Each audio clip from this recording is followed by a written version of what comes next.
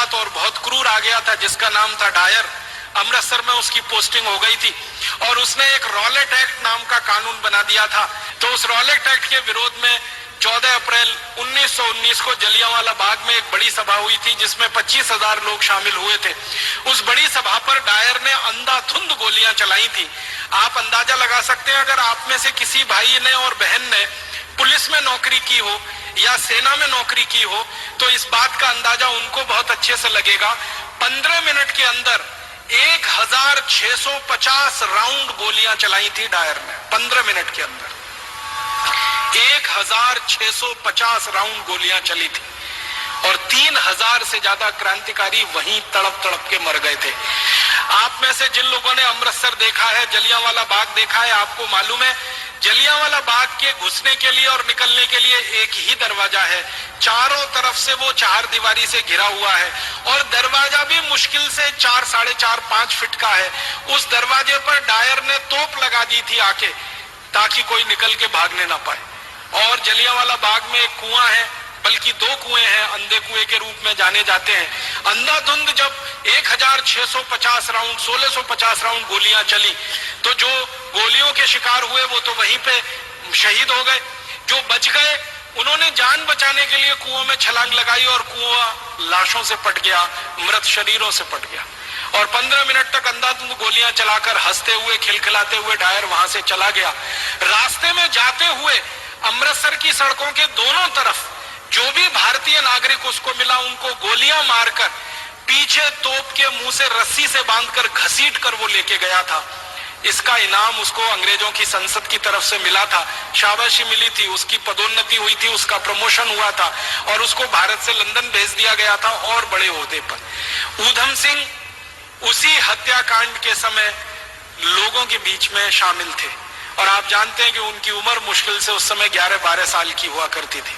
तो उस हत्याकांड के समय जब वो शामिल थे और उन्होंने अपनी आंखों से देखा तो उन्होंने संकल्प लिया था और संकल्प उनका यह था कि जिस डायर ने क्रूरता के साथ मेरे देश के नागरिकों की हत्या की है, इस डायर को मैं नहीं छोड़ूंगा। ये मेरे जीवन का आखिरी संकल्प है।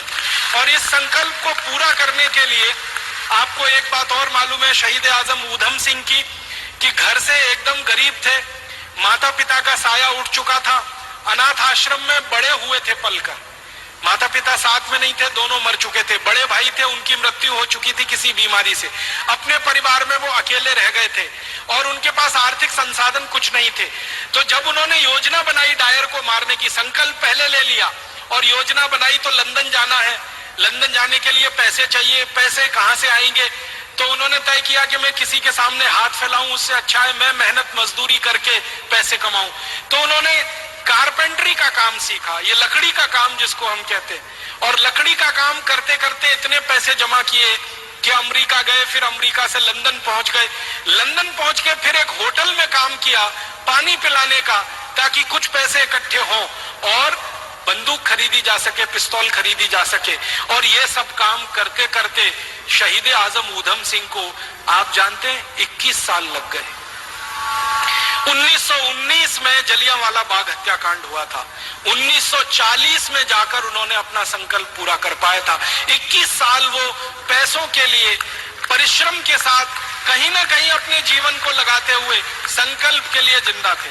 21 साल के बाद 1940 में किंगस्टन एक जगह है लंदन में, किंगस्टन पैलेस, वहां पर जब डायर का एक बड़ा कार्यक्रम हो रहा था और उसको मालाएं पहनाई जा रही थी और उसका सम्मान किया जा रहा था, उस कार्यक्रम में ऊधम सिंह पहुंचे थे और अपनी जेब से रिवॉल्वर निकालकर तड़ातड़ 3 गोलियां मारी थी और 3 गोलियां मारकर एक ही वाक्य कहा था कि आज मैंने 21 साल पहले का मेरा संकल्प पूरा किया है और मैं अब इसके बाद 1 मिनट जिंदा नहीं रहना चाहता, 1 मिनट भी जिंदा नहीं रहना है, अब मेरे दिल की इच्छा पूरी हुई है।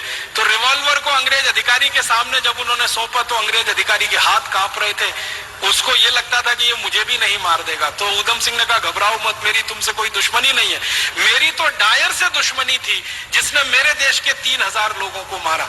क्रांतिकारियों का इतना ऊंचा आदर्श कि जो संकल्प लिया है उसी की पूर्ति के लिए जीवन लगा देना है, उसमें 10 साल लगे, 15 साल लगे, 20 साल लगे, 21 साल लगे, ये शहीद आजम ऊधम सिंह से सीख। ऐसी ही ताजा खबरों के लिए सब्सक्राइब कीजिए हमारा चैनल शिवाई न्यूज और इस वीडियो को